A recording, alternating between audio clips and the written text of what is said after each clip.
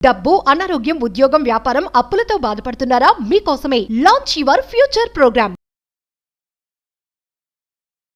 నమస్తే, welcome back to Suman TV. Present మనతో పాటు ఉన్నారు పబ్లిక్ స్పీకర్ రజనీరమ్మ గారు.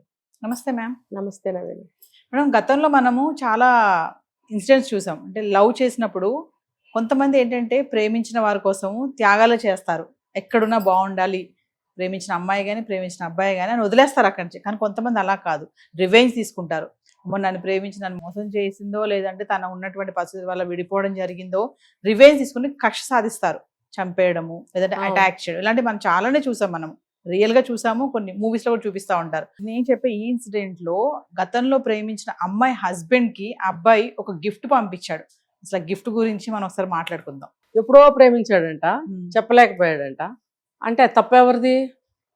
నువ్వు చెప్పుండాల్సింది. పైగా వాళ్ళు వేరే మతానికి చెందిన వాళ్ళు, వీడు వర్మ అట. మరి నువ్వు ధైర్యం ఉంటే ఆ రోజే చెప్పకపోయినావా? చెప్పి అప్పుడే ఫైనల్ చేసుకుంటే బాగుండేది కదా. లేకపోతే నువ్వంటే ఇష్టం, నువ్వు లేనిదే నేను ఉండలేను, ప్లీజ్ ప్లీజ్ అని బతిమలాడుకుని పెళ్లి చేసుకోకపోయావా? మరి నువ్వు ఆ పని చేయలేదు, ఆ తప్పు నీది. ఇప్పుడు ఆ అమ్మాయికి ఈ విషయం తెలియనప్పుడు ఆ అమ్మాయి తప్పు ఎలా అవుతుంది? మరి వాళ్ళు పెళ్లి చేయరా? చేసుకోవాలి కదా. చేసుకుంది, మరి నీకు కక్ష ఎందుకు? పైగా అవతల అమ్మాయి భర్త ఏం చేశాడు అంటే, నువ్వు అబ్బాయిని లేపేస్తే ఈ అమ్మాయిని లాక్కెళ్ళి చేసుకుందామనా? నీకు ఆ రోజు ప్రేమించానని చెప్పే ధైర్యమే లేనోడివి ఇప్పుడు ఇవాళ రోజు ఇంత పని చేయగలవా నువ్వు? అంటే నీకు కక్ష కట్టావా నువ్వు? ఇప్పుడు ఏదైనా చేయగలుగుతావా? అప్పుడు ఏం చేయలేకపోయావా? ఏంటి వాడి మనస్తత్వం ఏంటి? అంటే ఏంటంటే ఆ టైంకి మనస్తత్వం అలా ఉండింది వాడిది, భయము. ఈ టైంకి మనస్తత్వం ఇలా ఉంది. అంటే ఒక సమయానికి మనస్తత్వాలు మారుతూ ఉంటాయి. కాబట్టి మహా డేంజర్ అండి ఇలాంటి వాళ్ళు. ఎవడన్నా ప్రేమించాలని వస్తే కనుక చాలా జాగ్రత్తగా ఉండాలి. అందుకనే చెప్తారు. ఇప్పుడు ఈ అబ్బాయికి ఎవరైతే పెళ్లి చేసుకుందో ఆ అమ్మాయి వేరే అతన్ని, వీడు ప్రియురాలకి గిఫ్ట్ పంపించాడంట, మ్యూజిక్ ప్లేయర్ ఏదో. దాన్ని భర్త పేరు మీద పంపిస్తే భర్త తీస్తాడు కదా. 2 కిలోల బాంబు పెట్టాడంట. అదేంటి ఇలా ఉంది, డిఫరెంట్గా ఉంది, ఇంత వెయిట్గా ఉందని చెప్పి ఆయనేమో పోలీస్ స్టేషన్కి ఫోన్ చేస్తే వాళ్ళు వచ్చి అన్ని పట్టుకున్నారు. అందులో చెక్ చేస్తే అందులో 2 కిలోల బాంబు తేలింది. మళ్ళీ ఇన్వెస్టిగేషన్ చేసి వాళ్ళని పట్టుకున్నారు, దొరికాడు, అంతే. ఇంకా వాడు బ్రతుకు ఇంకా అంతే. కానీ ఇక్కడ మనం తెలుసుకోవాల్సిన మొరాలిటీ ఏంటంటే, ఒకప్పుడు ఈ రోజుకి ఉన్నారు అక్కడక్కడ ఆడపిల్లల్ని బయటికి వెళ్ళకండమ్మా, వాళ్ళతో మాట్లాడకండి, వీళ్ళతో మాట్లాడుకోండి అని చెప్పేవారు. రెండోది ఏంటో తెలుసా, అట్రాక్షన్గా వెళ్ళనిచ్చేవారు కాదు. స్కూల్కి స్టైల్గా అలంకారం చేసుకుని మంచి మంచి బట్టలు వేసుకుని అలా అందంగా కనపడకమ్మా అని చెప్పేవారు. పెళ్ళిళ్ళు పేరెంటాలు అయితే కూడా పిల్లల్ని తీసుకెళ్లేవారు కాదు, పెద్దవాళ్ళు వెళ్ళొచ్చేవారు. ఇప్పుడేంటి, ఫ్యాషన్ పెరేడ్లో బొమ్మలు తయారైనట్టు తయారయ్యి తల్లి కూతురు కూడా వెళ్తున్నారు. చేతులు లేని బట్టలు వేసుకుని అమ్మ కూతుళ్ళు అక్కడికి వెళ్ళి ఎగరటం. మరి అసలు ఏం చెప్పాలి ఆడవాళ్ళ గురించి? ఆడవాళ్ళం ఏం చెప్తాం? ఆ ఫ్రంట్ ఆ రకంగా పెట్టుకొని, స్లీవ్లెస్లు వేసుకొని, లోనెక్ ఫ్రాక్లు వేసుకుని అలా పెళ్ళిళ్ళకి వస్తున్నారు. పెళ్ళిళ్ళకి పట్టు చీరలు, నగలు, జడలు, పువ్వులు అంటారు. అక్కడ పెళ్లిలాగా ఉండదు, ఫ్యాషన్ పెరేడ్ లాగా ఉంది. సిటీ కాదండి, ఊళ్ళకి వెళ్ళినా అలాగే ఉన్నారు. అంటే ఎవరు ఎంకరేజ్ చేస్తున్నారు? ఆనకు ఏదన్నా అయితే ఏడ్చేది ఎవరు? మీరే. మళ్ళీ అవతల మీద పడి ఏడుస్తారు ఎందుకు? అంటే ఇందాక మీరు అన్నారు మన జాగ్రత్తలో మనం ఉండాలంటే, సాధ్యమైనంత వరకు మన జాగ్రత్తలో మనం ఉండాల్సిందే. ఎందుకు అట్రాక్షన్గా ఎందుకు వెళ్ళాలి? పూర్వీకులు చెప్పేవారు, ఏమ్మా నీ అందరు నీ భర్త చూస్తే సరిపోదా? నీ భర్త జీవితకాలం నిన్ను అంటుకుని ఉంటే నీకు సరిపోదా? వాడు ఇంకో దాంతో పడిపోకుండా. అంటే వేరే వాళ్ళు చూడడానికి రెడీ అవుతున్నారంటారా? అనేవారా లేదా? నీ భర్త నీతోనే కలకాలం జీవించాలి అని అంటే నువ్వు భర్త ముందు చక్కగా ఉండాలి అన్ని విధాల. ఒక అందము అలంకారము కాదు. ఎన్నో చెప్పారు. జేషు మాత అన్నారు, శయనేషు రంభ అన్నారు, మరి కార్యేషు ఏవేవో చెప్పారు. మరి అవన్నీ చెప్పినప్పుడు అలా ఉండమని అన్నప్పుడు అసలు ఎక్కడ వింటున్నారు? అలా ఉంటే ఏ భర్త నిన్ను వదిలిపెట్టి వెళ్ళిపోతాడు కదా.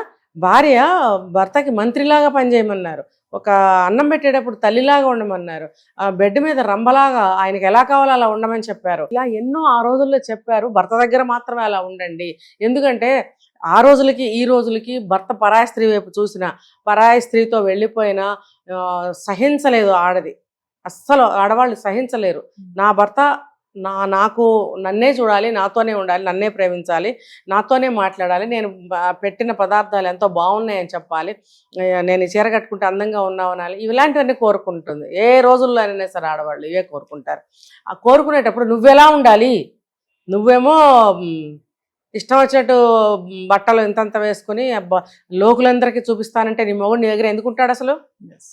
అందరూ చూస్తున్నారుగా, నాకేమి ఇదిగా లేదు అక్కడ.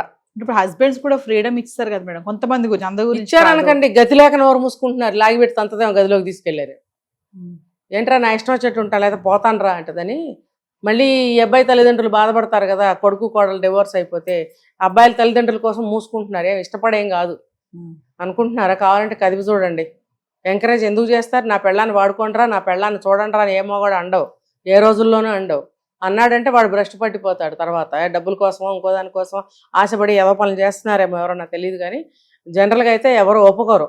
మరి ఆ రోజుల్లో ఇవన్నీ కట్టుబాట్లు ఎందుకు పెట్టారు? ఇలాంటివి జరగకుండా ఉండి, జరిగేవి కూడా కాదు. ఇప్పుడు ఎందుకు జరుగుతున్నాయి? నువ్వు ఇష్టం వచ్చినట్టు బట్టలు వేసుకుంటావు, ఇష్టం వచ్చినట్టు జుట్లు విరబోసుకుంటావు, పక్కపక్క రోడ్ల మీద నవ్వుతావు. నిన్నండి నేను వెళ్తుంటే కారులో చూశాను, అతను ఎవరో వెళ్తున్నాడు, ఆ పేమెంట్ మీద ఒక అమ్మాయి, ఇద్దరు అమ్మాయిలు నుంచున్నారు. నుంచుంటే ఎందుకు నుంచున్నారో వాళ్ళు ఎవరో కూడా నాకు తెలియదు. ఒకవేళ సాఫ్ట్వేర్ అమ్మాయిలేమో బ్యాగులు గీగులు ఉన్నాయి. ఆ అబ్బాయి వెళ్తున్నాడు, ట్రాఫిక్ జామ్ అయింది, మెల్లగా కదులుతున్నాయి.